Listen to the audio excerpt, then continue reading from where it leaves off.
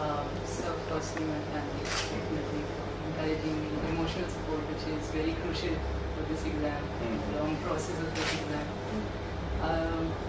Other than that, definitely the coaching institute ALS in particular, because that's where my journey started, and I have very fond memories of classes here.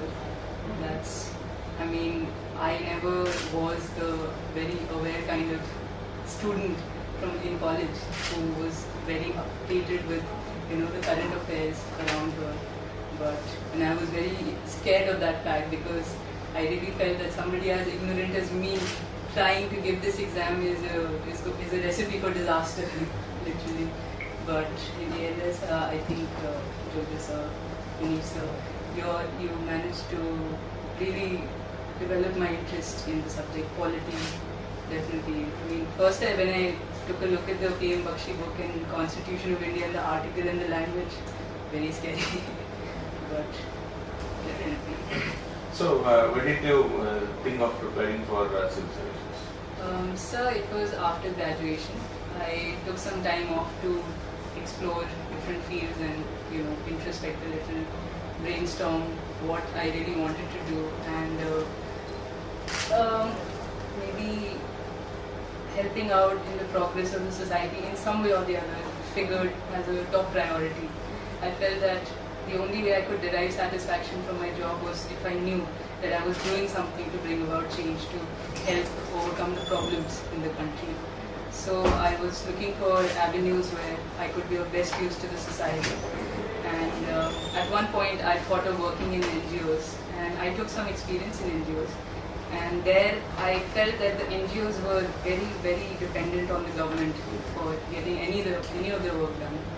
And in one personal errand that I ran, I had to go to a government office thrice, unfortunately, to get one single task done. So I felt that change, if I had to do something, it should have at least a little more authority, maybe a little more power to do something. So that's when, after discussing it with my father and my brother, civil services and administrative service in particular emerged as a very good platform. And that's when I decided to put my heart and soul into the preparation. So immediately after your graduation, yes, there would have been some dilemma regarding should we go for post-graduation or should we prepare for civil services? Yes, sir. How did you resolve that? So I felt that first I had heard that this exam is very demanding. First of all, the preparation requires your utmost dedication. And I have always felt that I've been a little weak at multitasking, and I felt that since all my interests lay in this very field, pursuing a higher education degree, even though I think it is still crucial, I thought that I would rather channel all my efforts here and give it my best shot. So I decided to give a full-fledged attempt without any distraction, without any diversion. So was it a shortcoming, or was it a impediment in your preparation? No, sir. It was never an impediment, but sometimes I did feel that maybe it's good to have a better qualification and something you can bank on in case you're not successful. But I think looking at it from another side, I think it also helped me work harder because I had no other option, no safety net as such. Okay. So a raw knowledge or less knowledge, also might have been of some use because you could start fresh. Yes, sir. I thought so, yes, sir. So I didn't have any rumors or all those fantastical stories you hear about UPSC in the exam, that somebody did it in so long and somebody was preparing since childhood, nothing of that sort. Took it as an exam. Tried to take it as just How many an exam. attempts you took to qualify? So I took 2 attempts. So in the first attempt, what was your result? So I made it to the interview stage, but I did not get a final rank. So what went wrong in your first attempt and what you did to overcome that?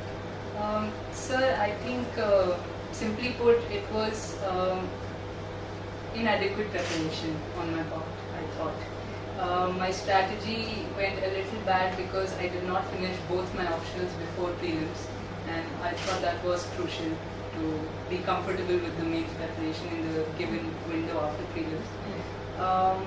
The besides that, I think revision, I mean, given the huge syllabus, I never thought revision was the way to go because there's so many things you have to revise. I mean, in the first go itself, you're never able to finish everything you want to. So, in the first attempt, I was very focused on finishing everything. So by the time you completed one round, the time is over. Yes, sir. There's no time to revise. Yes, sir. In the second attempt, I prioritized the topics. I saw which one was actually very important. And there were some topics which, even if I wasn't very prepared, I could still write on my own something instead of utter nonsense. So, doing that and making a lot of summaries for both my optionals and for GS also, note making, regular note making and regular revision made a great deal of difference. So what was your graduation subject? So it was English literature. Okay. So then what were the subjects you have taken for main exam? So I took geography and philosophy. Why didn't you take English literature? So I was not very confident of the material that would be available from this exam point of view for English literature. And given the lack of guidance at that time, I was a little apprehensive about trying something that was not very popular at that time. And I think the best part of English literature in college for me was the philosophical part. So I decided that I should use this opportunity to delve into philosophy further rather than doing the same thing. Okay. Yes. So what prompted you to think about taking geography and the other subject? So geography was a popular subject, and I have to admit that I took it because everyone told me it was scoring, and also because it helped in general studies a lot, to a great deal.